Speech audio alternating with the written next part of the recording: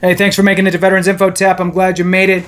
Have you ever wondered how the VA figures out your effective dates or different ways that your effective dates get calculated for back pay and for other reasons? Like, let's say you're a 100% rated veteran. Took you a while to get there, and then you finally got it done, but your effective date got pushed back, which is good. Then once you hit 10 years at 100% with that effective date, now your surviving spouse, if you were to pass away from anything, can qualify for dependency indemnity compensation without it being a service-connected condition that caused your death or was a contributing cause to your death. So there's a bunch of different reasons why effective dates are important, but one of the things that we like the most is getting that back pay, right? So the back pay piece is really important when it comes to effective dates. So I wanted to follow up on the video that I actually did earlier and just front load it with the effective dates piece, because the other video lasted so long. By the time I got to this, most people probably already dropped off. So on the VA's website, there is a page out of the billions of pages that they have, and it simply states at the very top of it, disability compensation effective dates. So I'm going to read through this for you so you can understand. There's some great examples, which is why I'm actually taking the time to go through this one. So I'll do the examples for you as well. Hit the thumbs up, subscribe, share with a friend, and if you're not a member, consider joining. It does help the channel, and you getting that little marquee next to your name helps me find you in the comments a little quicker, so I really appreciate that. So let's jump into it. Disability compensation effective dates. When we, and we is the VA, when we decide we'll pay a disability benefit based on a claim, we assign an effective date to that claim. The effective date is the day you can start getting your disability benefits. This varies with the type of benefit you're applying for and the nature of your claim. How does VA decide effective dates? It depends on the situation. Learn how we decide effective dates in different cases. Direct service connection. And again, this is directly from the VA's website. I'm just going to read through it. The effective date for a disability that was caused or made worse by military service is whichever of these comes later.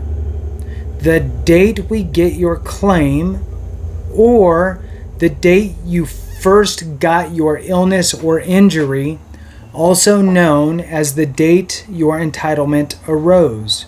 Now remember, whichever of these comes later. The most common later is the date they get the claim. You get your illness, you file your claim. So I don't even know why they do that, but whatever. So let's move on. I guess in some cases with like presumptives, right? Maybe you filed a claim and then they'll back pay you, even though, who knows. All right, so moving on. If we get your claim within 1 year of the day you left active service, the effective date can be as early as the day following separation. Here's the way I explain it to people who are getting out of the military is essentially the VA files an intent to file for you the day you get out. Then, as long as you file your claim by the 1 year anniversary of you getting out, they will back pay you to the day after you got out. So you want to make sure that you take advantage of that if you are newly separated from the military. So here's some good examples. Sean is a veteran who ended his service, his active duty service, on September 30th, 2013 with a hearing disability.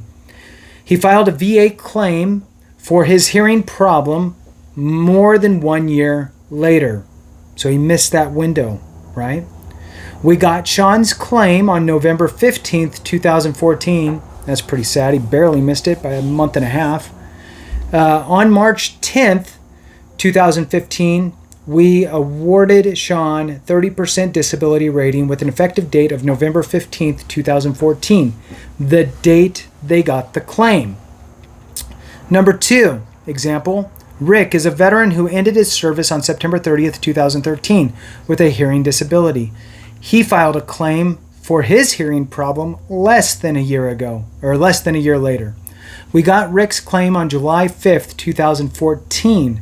Because we got it within 1 year of his separation from active service, we awarded Rick a 30% disability rating with an effective date of October 1st, 2013, the day after Rick's separation from the military.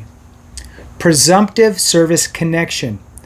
In most cases, if we believe your disability is related to your military service, known as a presumptive service connection, and we get your claim within 1 year of your separation from active service, then the effective date is the date you first got your illness or injury. So, it'll track back into your time of service. If we get your claim more than 1 year after your separation from active service, then the effective date is the date we got your claim, or when you first got your illness or injury, whichever is later. Most likely it's going to be the claim. Example 1. Beth is a veteran who separated from active service on September 30th, 2013. Medical tests from April 15th, 2014 showed she had hypertension. Less than 3 months later, Beth filed a claim that we got on July 1st, 2014, which was within the 1 year. We concluded that her high blood pressure was related to her service because we got the claim less than 1 year after Beth separated from active service. The effective date was April 15th, 2014, the date when she first got her illness. Okay, so in this example, she got out of the military, and because she filed it within 1 year, they couldn't go all the way back to the day after she got out because she didn't have the illness then diagnosed. It wasn't until later that she actually got that diagnosis, whatever it was, 6 months later or so. So they only went back to the date of her diagnosis. All right? So important to understand how that works. Example 2. Susan is a veteran who ended her active service on September 30th, 2013. Medical tests from April 15th, 2014, 6 months later-ish, showed she had hypertension. More than a year later, Susan filed a claim that we got on October 2nd, 2014. We concluded that her high blood pressure was a result of her service because we got the claim more than 1 year after Susan separated from active service. The effective date was October 2nd, 2014, the date we got the claim. Okay, makes sense. Reopened claims. So, and I would assume that they're going to do the same thing with an intent to file. So if you filed, sometimes I know vets who, hey, I filed for everything. I got all my service connection done. I don't have anything that I'm going to file for, but I'm going to file an intent to file just in case I figure something out in the next 11, 12 months, right? Before my intent to file is up. Then, if something happens, then you can file your claim. So a good example would be you don't have a presumptive condition today, but you filed an intent to file. Then you got diagnosed 8 months from now for a presumptive condition. Now, the presumptive piece takes care of the service connected. The intent to file will preserve a back day payment date, effective date. So they won't go all the way back to your effective date for that intent to file. They'll go back to the date that you got diagnosed for that presumptive condition is most likely what will happen. So if I'm reading this all correctly. All right, reopened claims. The effective date for a reopened claim is the date we got the claim to reopen, or the date you first got your illness or injury, whichever is later. And let's see if there's anything else. There's some other things, but it kind of goes off the topic a little bit here. Just wanted to give you a little bit of insight on some of the effective dates, how they work, and how you can make sure that you have the correct effective dates in place for your conditions that you currently have or future conditions that you file.